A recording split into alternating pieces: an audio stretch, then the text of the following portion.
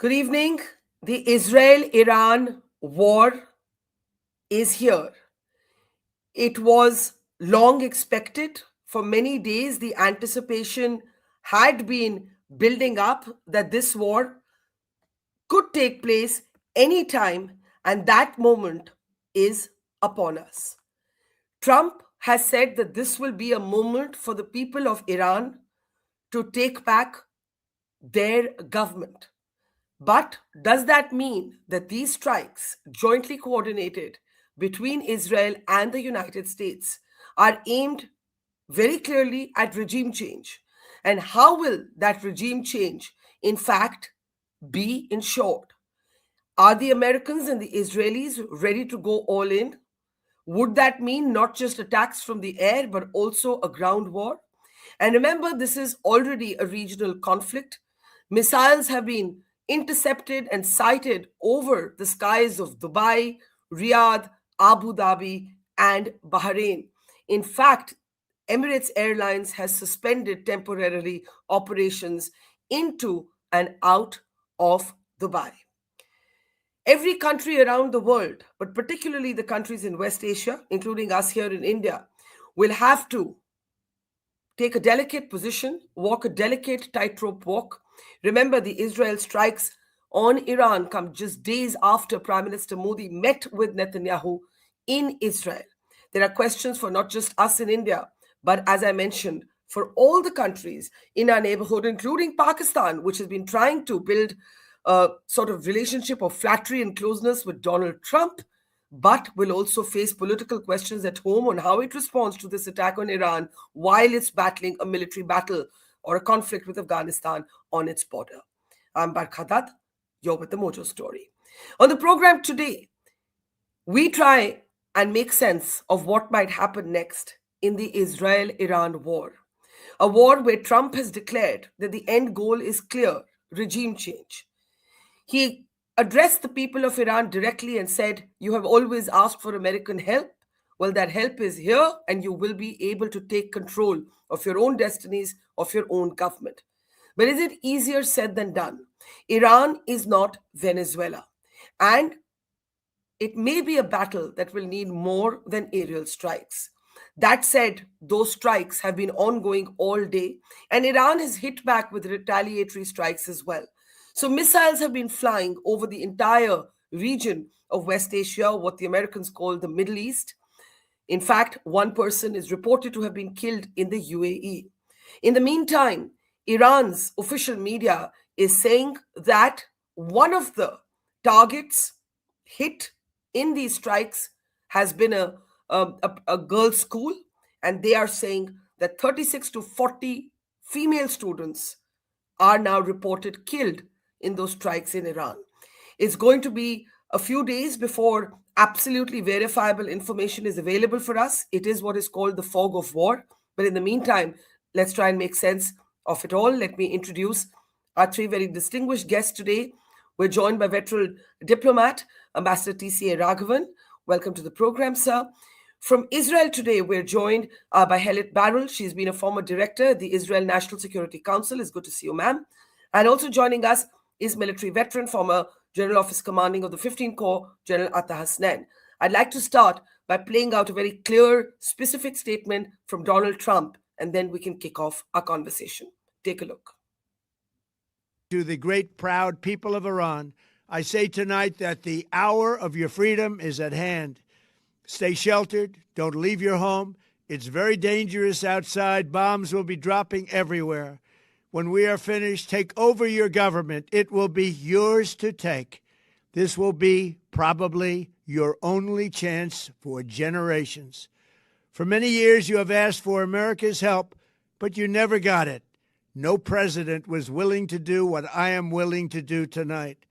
Now you have a president who is giving you what you want. So let's see how you respond. America is backing you with overwhelming strength and devastating force. Now is the time to seize control of your destiny and to unleash the prosperous and glorious future that is close within your reach. This is the moment for action. Do not let it pass. May God bless the brave men and women of America's armed forces. May God bless the United States of America. May God bless you all. Thank you. Now, for anyone who thought that Trump likes being cinematic, that maybe the aim of these strikes coordinated between Israel and the US, Trump has made it clear there that the aim is clearly to either oust or kill members of the current regime, because he said very clearly, Helet, if I may start with you, that this is going to be a moment where the people of Iran can take back or take control of their government. Am I right in reading it that way? Because earlier there was an interpretation that these could be symbolic strikes, that the aim is to get Iran to the negotiating table. We are already seeing the entire region of what we in India call West Asia, what the rest of the world calls the Middle East, impacted by this, engulfed by this. The Emirates, perhaps, for the first time in years, has stopped all flights into Dubai.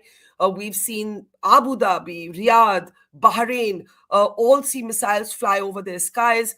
We see Iran saying that a school has been hit and 36 of their school girls have perished. That's what their state media is saying.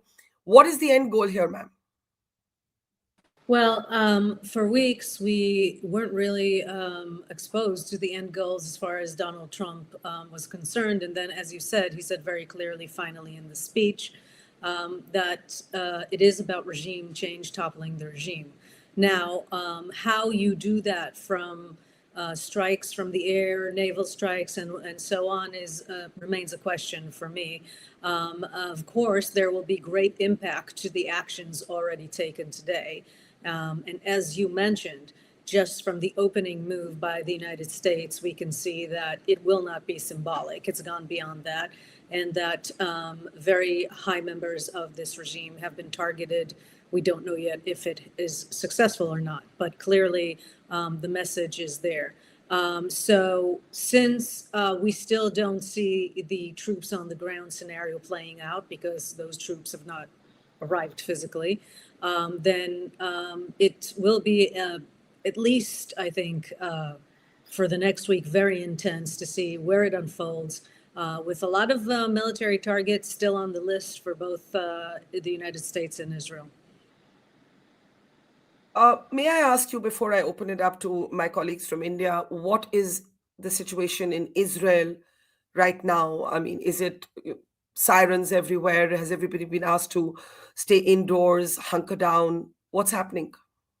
Well, of course, it's very intense, and we are all to remain within not safe spaces, but in proximity to safe spaces.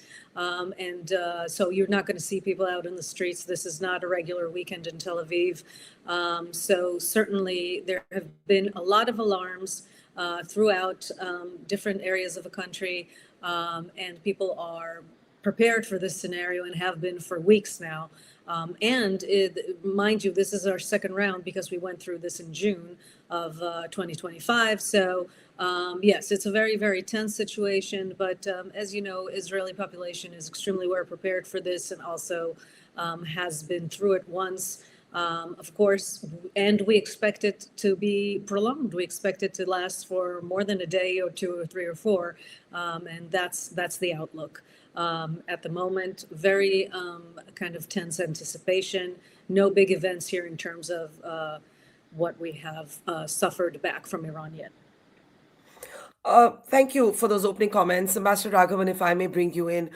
There are questions for almost every country. For us in India, these strikes have taken place, just a handful of days after Prime Minister Modi was in Israel meeting with Benjamin Netanyahu. We have questions for the entire region, as I mentioned. Pakistan itself will have to walk somewhat of a trapeze act here. Yet Iran is not Venezuela, and Israel and Donald Trump probably both know that. There have been reports that the Trump administration was in two minds about actually going ahead with these strikes. How do you see this playing out? Certainly surprising that these strikes took place, because the impression which was being conveyed was that there was a diplomatic process which was making good progress between Iran and the United States. But clearly the accumulation of forces such as there has been in the last month, itself creates a new objective reality. And I think the Americans were presented with a choice, and that choice was that degrading in the first instance Iranian military capacities very significantly. And that was too good an option, too good an opportunity to miss, possibly in their thinking. The subsidiary objective now may well be some kind of regime change or to land some punishing blows on the higher echelons of the Iranian leadership. How this will play out, I don't think anyone quite knows. Because, as you say, Iran is not Venezuela, and the government of Iran, although it is admittedly now at its weakest than at any time in the past 4 decades, certainly has huge reservoirs of support also.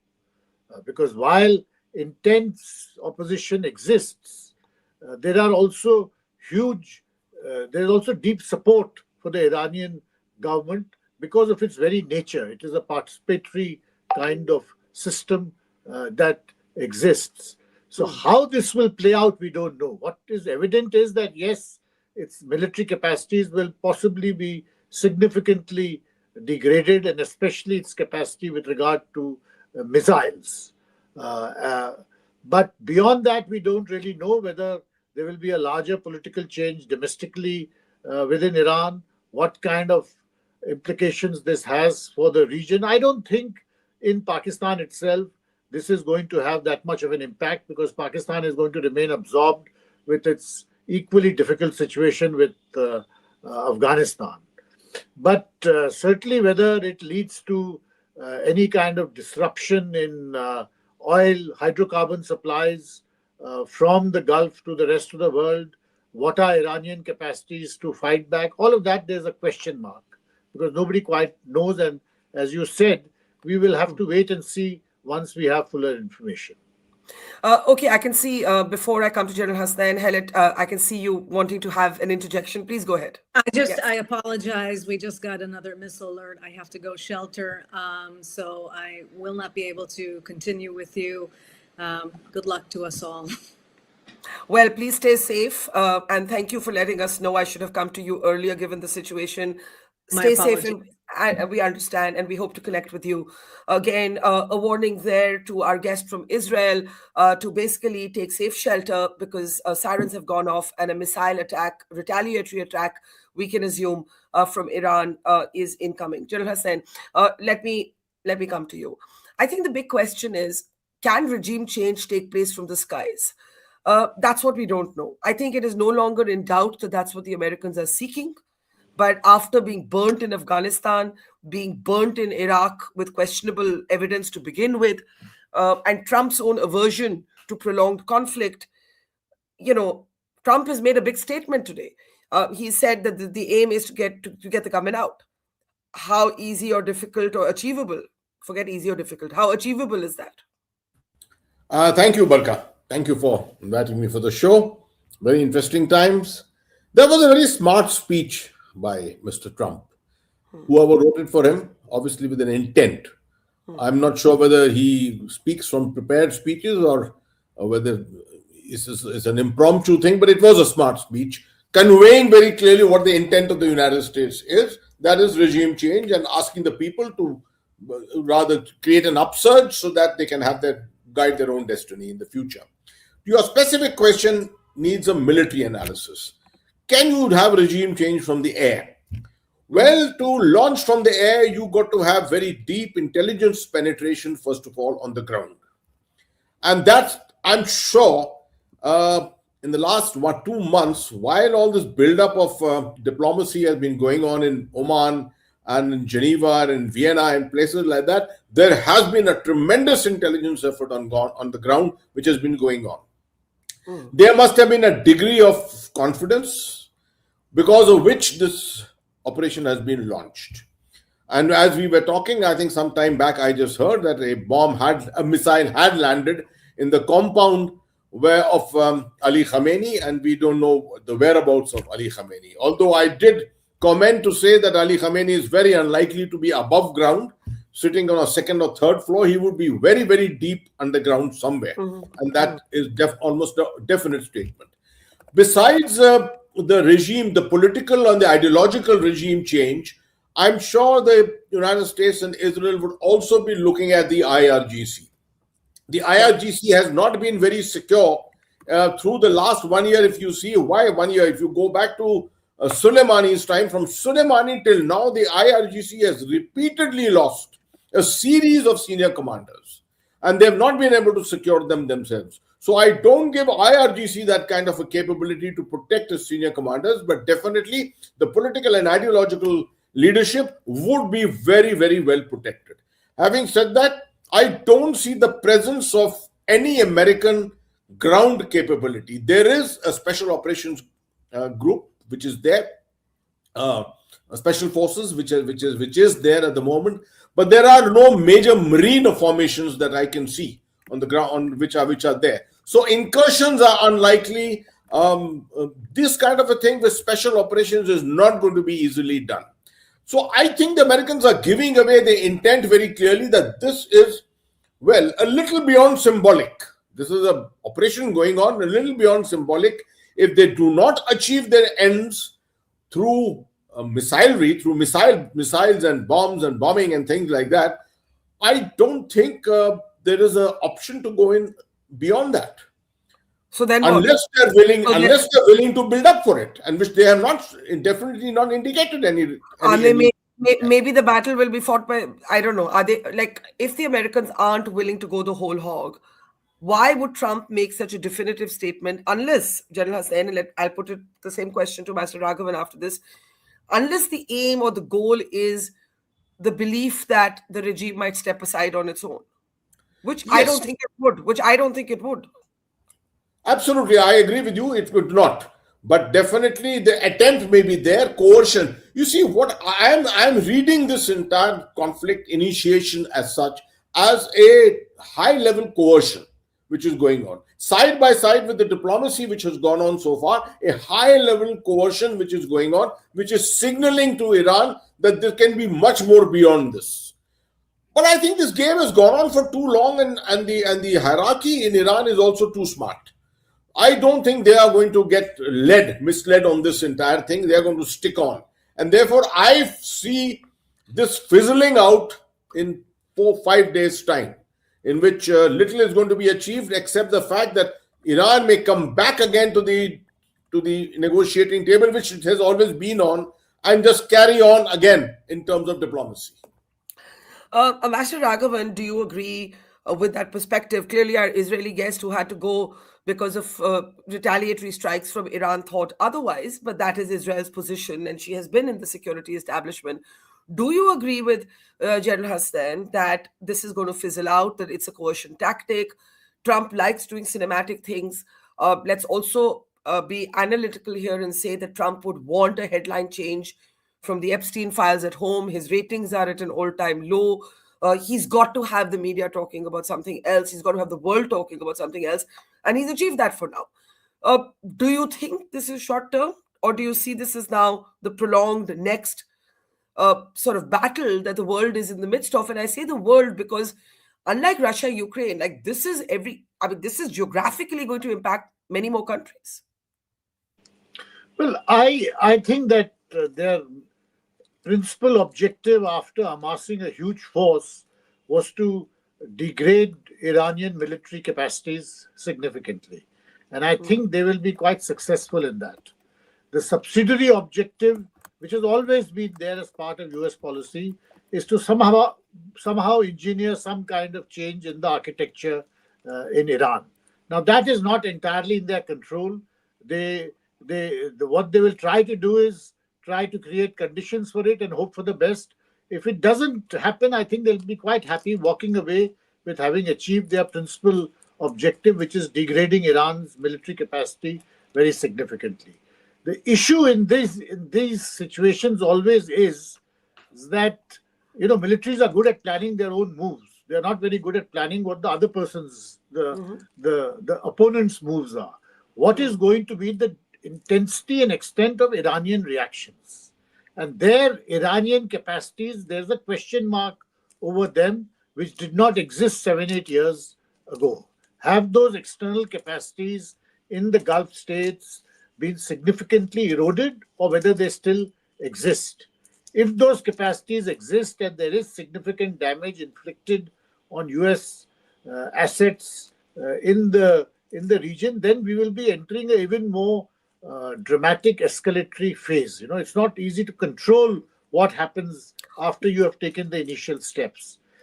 If those capacities are exaggerated, if they have built up very strong, anti-missile grids in the entire region, the Americans are confident of protecting their assets and their allies, then perhaps the situation will end with, as I said, significant erosion of military capacities in Iran. And then gradually, perhaps after some time, they will limp back to some kind of negotiations. Let You me see, ask. the Sorry. issue also is a generic one, because when the Americans talk about Iranians not having the capacity to build a nuclear weapon forever, what it also implies is a certain, because those capacities are not just quantitative capacities, they're also scientific capacities. You can set Iran back by 10, 15 years in terms of technology. And to some extent, that has always been the Israeli objective, that in terms of engineering capacities, you make sure that Iran is 10, 15, 20 years away from a nuclear weapon. But their scientific and intellectual capacities remain. So that capacity always remains unchecked. And that is where the question of regime change or changing the architecture, the ruling architecture in Iran becomes so significant. And I think we are in that gray area that no one has thought the moves beyond the first 3 or 4 steps.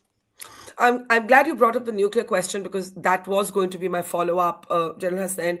Iran's nuclear program has been the subject of fierce global debate and discussion, and even sanctions for the last many, many, many years. And I think Ambassador Raghavan is correct in saying that Iran's capacity to not just defend itself but also strike back is one of the unknown sort of elements of predicting what might happen next. How do you read it? I mean, what you are seeing on your screen, for example, are Iran's retaliatory strikes hitting an American military facility in Bahrain. All this is going to happen. But in terms of real capacity, how do you read it? Firstly, Barkha, the Iranian nuclear weapon capability, is reported to have been degraded to a great extent in the 12-day war in June last year, which is what the Americans claim. Some of it would have probably been refurbished, but obviously Iran is still not in that stage where it has got a declared kind of a nuclear weapon capability.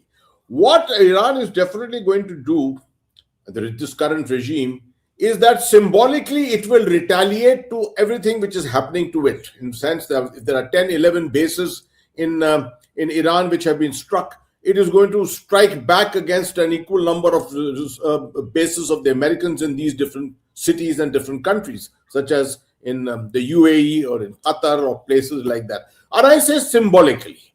Well, I don't think they're going to do it very effectively. I'm seeing a lot of photographs of burning buses in Tel Aviv and things like that. Yes, they are there. I did warn some people, be very careful. There's good psychological warfare in today's world. Imagery can be reproduced from anywhere at any time, etc. But there is going to be a tremendous amount of narrative building which is going to go on side by side along with all this which is happening at the moment, to try and put pressure either way, both ways that will happen. I don't see this stopping, but as far as the American facilities are concerned, they all have their anti-missile defense capabilities with them. Yeah. Today, when I saw this missile strike on the Israeli buses or that bus station, my first question was, how come the Israeli ballistic missile defense system is not up and about? You can't have on the very first day of the war an Iranian bomb missile coming through and landing in the middle of Tel Aviv. So there is going to be a lot of narrative things which are also going to build up simultaneously. But as I said, this exchange can carry on. I entirely agree with what Ambassador Raghavan said. at the end of whatever time duration that we see, there is going to be a huge degradation and erosion of Iran's missile capability. There's no doubt about it. Iran doesn't have an air force. There's hardly an air force with name only. Whatever it has, but in terms of its potency is missiles. And this is one of the areas where they want to particularly target. Because this is besides nuclear weapons, this is the other threat which Iran always talks about. The IRGC has essentially nuclear threats. It's got threats from missiles and it's got threats from proxies. That is the overall doctrine which Iran follows. The proxies have been degraded, nuclear has been degraded, now the degradation of missilery. I think at the end of the day, the Americans and Israelis can claim that we have largely degraded Iran's military capability and they can put a stop to all this. The question, Ambassador Raghavan, is how would Trump rationalize that ending? He already claimed that in the last set of strikes that Iran had been defanged. Now he's claiming that the government, the leadership will be toppled. He's making a very, very categorical assertion. Let me come to the tricky diplomatic question. How is and how might and how should India respond? The timing is being commented on. Indian Prime Minister Modi was just there. Netanyahu's been talking about hexagonal alliance. India has never been part of that kind of alliance. How do you think we're going to handle this? I think, first of all, while it's an important question for us internally, the fact is our position is a sideshow to what is happening. Sure. It doesn't really matter what position we adopt because we're not actual players in either the combat or the political situation. I think the fact that the Prime Minister was there on the eve of these strikes, the earlier statements from Prime Minister Netanyahu, and generally the trend which has been there for the past few years, suggests that while we may make pro forma voice comments about what is happening and convey our anguish and call for restraint by all sides, in fact, we are stepping back from this situation and let events take their own course in terms of the actual parties to the conflict deciding what is to be done. We are basically opting out of this situation. Whether it's a good thing or not, what it does to our standing as a major player in global affairs, those are all questions for the future. But for the time being, I don't see us being a major factor in this. Let me get last comments from both of you now. General Hassan, there are reports, again, you have spoken about the fog of war. Such a narrative battle on. Iran is saying 40 schoolgirls have been killed in these strikes in a primary school. 36, some reports, 40 other reports. Again, there is absolutely no way for us to verify any claims anywhere. At this point, that is the situation. So with that health warning, this is Iran's official media saying that this is what has happened. I agree with Ambassador Raghavan, not much for us to immediately do or say in this conflict, but are we impacted by it in terms of the general stability in the region? And we haven't spoken about it today. I thought we'd be speaking about that this morning, and then the news changed. What's happening between Pakistan and Afghanistan? On the first part, Barkha, in fact, Ambassador Raghavan is the better person to talk about it. I think there are three issues primarily about the Middle East that concern us. First of all is the 9.5 million Indian citizens who are working there and their security and safety, their potential return. I mean, bringing 9.5 million people back is something which is unimaginable as such, and I don't think this situation will ever come to that. But having said that, $50 billion or plus of remittances which come from there. And third thing is the energy. 80% of India's energy is imported and 60% of the overall energy comes from this area. So obviously we are looking for stability. We are looking for secure lines of communication and sea lanes being open, the Straits of Hormuz remaining open. Otherwise, escalating oil prices, energy prices, everything is going to cause major problems, not only for India, but for Japan, China, and countries of that nature. So this is a major concern for us. As far as the Pakistan-Afghanistan conflict is concerned, I know this question is coming up repeatedly and a lot of people are discussing it. I'm not seeing a major connect between the two situations there at the moment. The Americans have backed the Pakistanis. That is one thing which is there. They've actually backed them completely for their retaliation against the Taliban. Now, obviously, it's very odd that it is the United States which supports the Taliban financially for them to survive and keep their heads above water, and at the same time also looks at degrading them from time to time. So this is a very awkward kind of a situation. I'm not finding any potential solutions to it at the moment. Whether this is good for India or bad for India, I would say any turbulence in Afghanistan is always bad for us. There are ways by which the ripples which are caused by events in Afghanistan inevitably somehow travel to us. So Ambassador Raghavan will be the better person to give a judgment on that, but that is my take on it.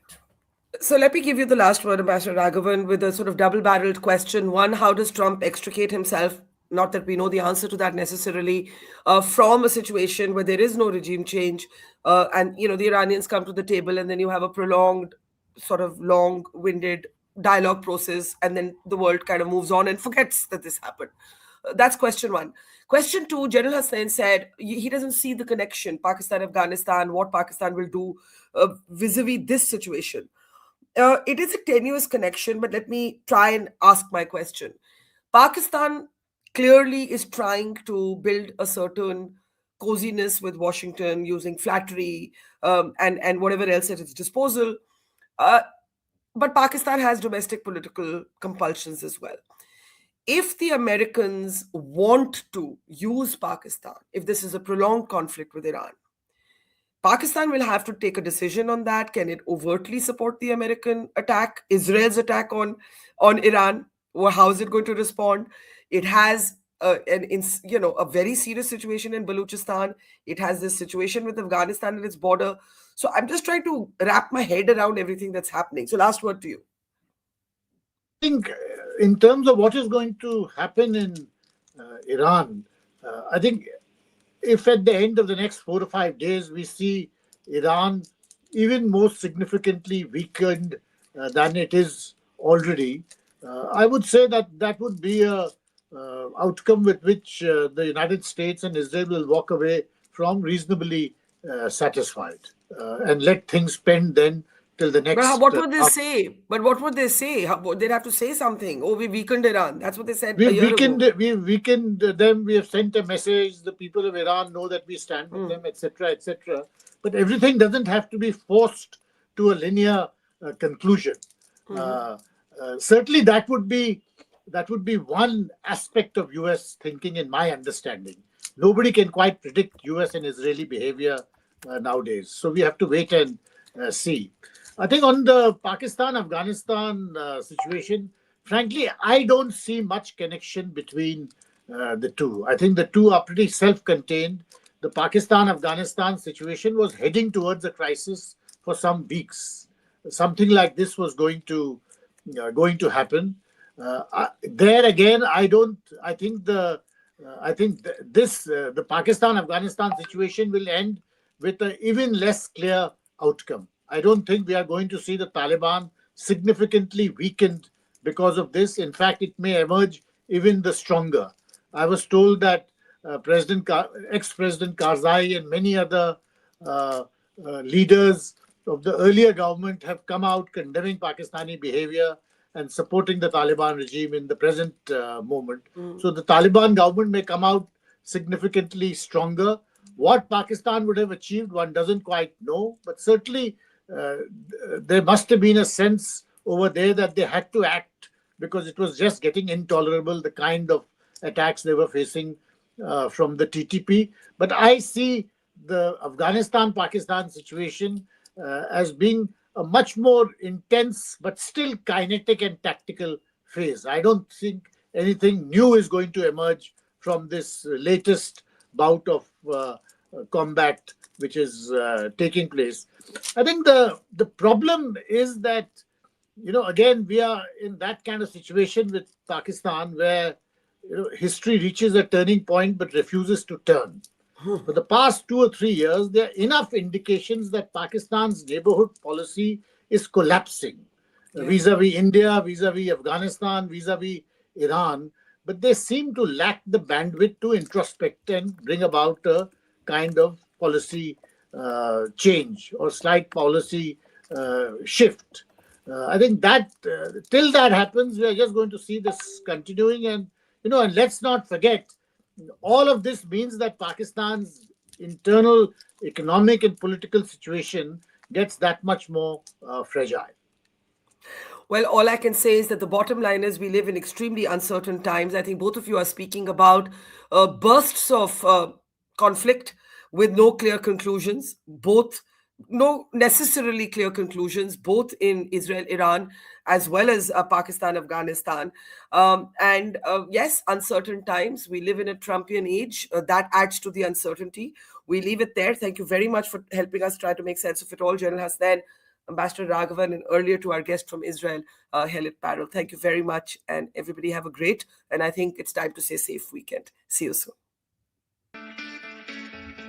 It's great to see you here. Thank you for watching our work. If you haven't subscribed yet, don't forget to click the bell icon and subscribe to Mojo Story and support independent, robust journalism.